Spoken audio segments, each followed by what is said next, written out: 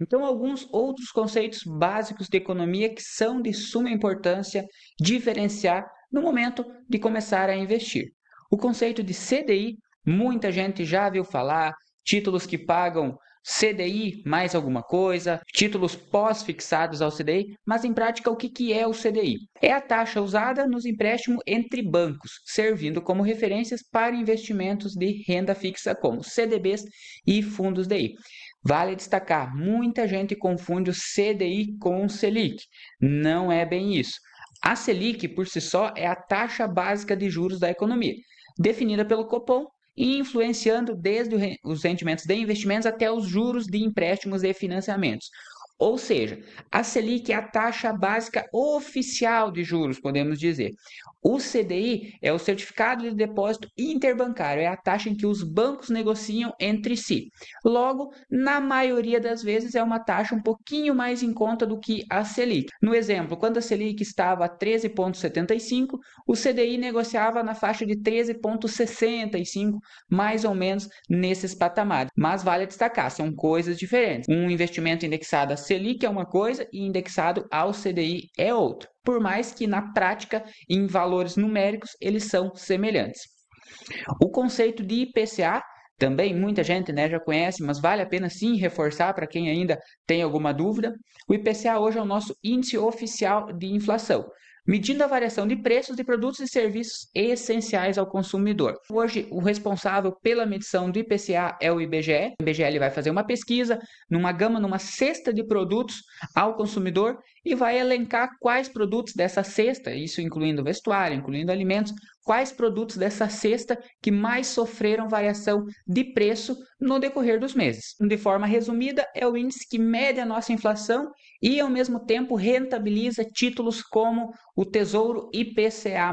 O Tesouro IPCA+, na maioria das vezes, iremos verificar taxas como hoje praticadas de IPCA mais 7,80, por exemplo. O que isso significa? Que o título irá pagar a variação do IPCA nesse prazo de investimento, mais essa taxa fixa. Em outras palavras, é o reajuste que teremos no nosso poder de compra. É quanto de valor, qual a rentabilidade acima da variação da inflação que iremos ganhar em determinado título, como nesse caso o Tesouro IPCA. Mas daqui a pouquinho, no módulo de renda fixa, iremos trabalhar um pouquinho mais a fundo. O conceito de IGPM, que é o Índice Geral de Preços do Mercado, também semelhante ao IPCA, é o índice que mede a inflação, porém nesse caso de forma mais ampla, considerando preços no atacado, consumidor e construção civil.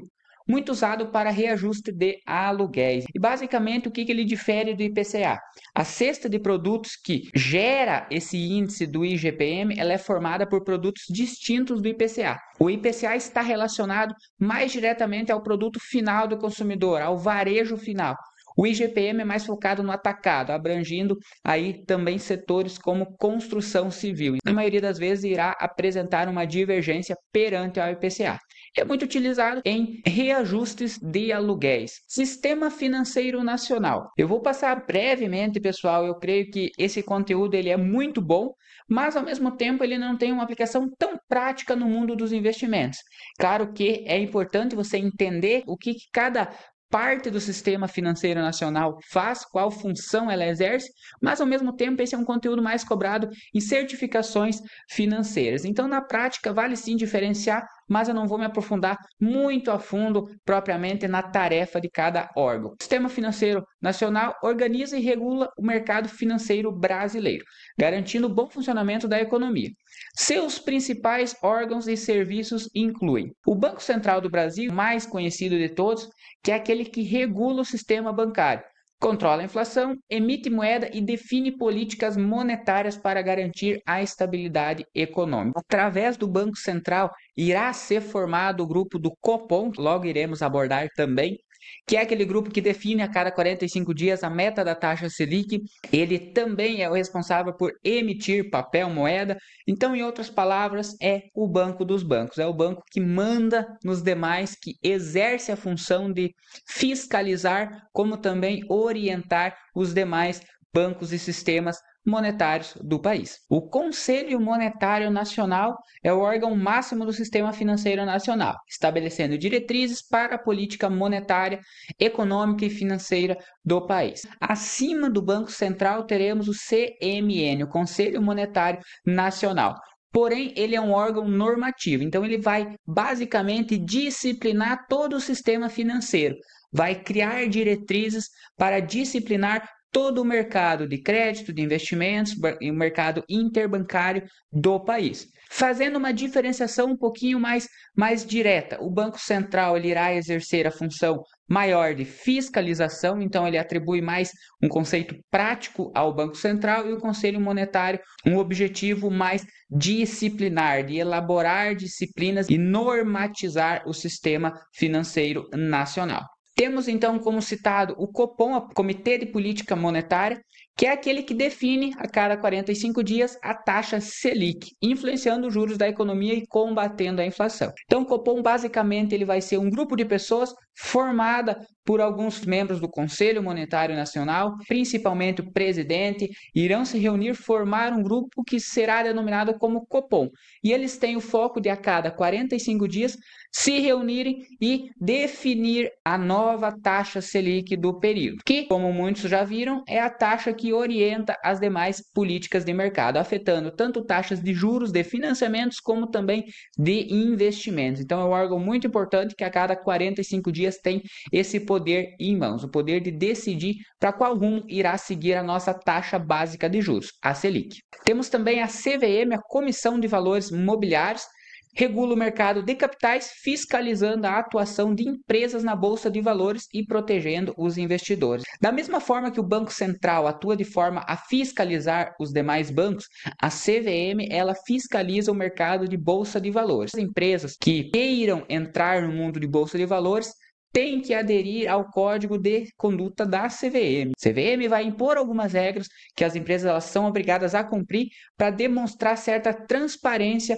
para o investidor. Por exemplo, hoje nós como investidores, graças à CVM, conseguimos ter certa transparência com a empresa que iremos comprar uma debênture, por exemplo, visto que a CVM exige certos documentos de forma obrigatória para a empresa, documentos que detalham propriamente a empresa com certa transparência. Então, conseguimos nos precaver de possíveis riscos que, sem esses documentos, às vezes não iríamos perceber. A CVM atua nesse sentido, fiscalizar principalmente o mercado de bolsa de valores e, claro, proteger os investidores. Os bancos comerciais são instituições que oferecem crédito, contas bancárias e serviços financeiros para pessoas físicas e empresas. Os bancos comerciais hoje são os bancos usuais que a gente utiliza, é o Santander, o Bradesco, a Caixa Econômica, Banco do Brasil, Itaú. Então são os bancos realmente, como o próprio nome diz, bancos comerciais que utilizamos no nosso dia a dia. E a B3 também, muita gente que já investe no setor de ações, de fundos imobiliários, já conhece, que é a Bolsa de Valores do Brasil, responsável pela negociação de ações, fundos imobiliários e derivativos no mercado financeiro. Basicamente, esses são os principais órgãos que atuam no sistema financeiro nacional. Claro, alguns de forma normativa, como é o caso do Conselho Monetário Nacional, alguns com o intuito de fiscalizar, como é o caso do Banco Central, como é o caso da CVM, enfim, um grande número de agentes financeiros que trabalham a favor tanto do investidor como também de um mercado eficiente, objetivando sempre manter o mercado em pleno funcionamento. De forma resumida, aqui tem um pequeno mapa mental de como é estruturado o sistema financeiro nacional. Claro que tem alguns órgãos que eu não citei por realmente achar que não teria tanta necessidade agora no início e principalmente na prática, mas quem tem interesse, seguir adiante nessa área da economia, na maioria das certificações financeiras você irá trabalhar mais a fundo o que cada órgão faz dentro do sistema financeiro nacional. Então, de forma resumida, temos o Conselho Monetário Nacional como o órgão máximo do sistema, sendo um órgão normativo, e abaixo dele temos o Banco Central e a CVM, órgãos supervisores, como foi citado. O Banco Central irá supervisionar bancos e caixas econômicas, administradores de consórcio, cooperativas de crédito, corretoras, instituições de pagamento e demais instituições não bancárias. A CVM, por outro lado, irá fiscalizar mais diretamente a Bolsa de Valores e a Bolsa de Mercadorias e Futuros. Do lado do Conselho Monetário Nacional, temos também, dentro do setor de seguros privados, o CNCP, o Conselho Nacional de Seguros Privados, que basicamente irá normatizar o setor de seguros, ou seja, teremos o CNSP ao lado do Conselho Monetário Nacional como um órgão normativo e abaixo dele teremos a SUSEP, a Superintendência de Seguros Privados, que de forma semelhante ao Banco Central também será um supervisor, porém nesse caso irá supervisionar seguradoras e resseguradoras, entidades abertas de previdência e sociedades de capitalização. E temos também o CNPC, o Conselho Nacional de Previdência Complementar, que também é um órgão normativo. Abaixo deles temos como supervisor a Previc, que seria a Superintendência Nacional de Previdência Complementar, que irão fiscalizar entidades fechadas de previdência complementar, os famosos fundos de pensão. Pessoal, o sistema financeiro ele é bem amplo. Na prática, quem está começando no mercado de ações, fundos imobiliários, para entender, creio que essa primeira parte que abrange o Conselho Monetário Nacional, Banco Central e CVM já é bem suficiente para você ter essa noção do que cada órgão exerce dentro do nosso sistema financeiro. Mas claro que é importante também entender que dentro dessa parte de seguros privados, temos a SUSEP fiscalizando aí aquela seguradora que você compra um seguro de vida, que você compra um seguro residencial, e ao mesmo tempo também temos a Previc, que é aquele plano de pensão fechado. Então, por exemplo, algumas empresas hoje, principalmente os bancos, eles possuem fundos de previdência fechados para os seus funcionários. Ou seja, somente quem é funcionário daquela instituição consegue aderir a esse plano de previdência fechado. Nesse caso, esse plano é fiscalizado pela Previc, que vai verificar se está tudo ok, se o plano está seguindo as diretrizes do mercado de previdência privada, se a empresa por trás desse plano ela está coerente com as regras, ela apresenta seus documentos de forma correta. E acima deles, como citado, teremos o Conselho Nacional de Previdência Complementar e o Conselho Nacional de Seguros Privados, normatizando todo esse setor de previdência e seguros privados no Brasil.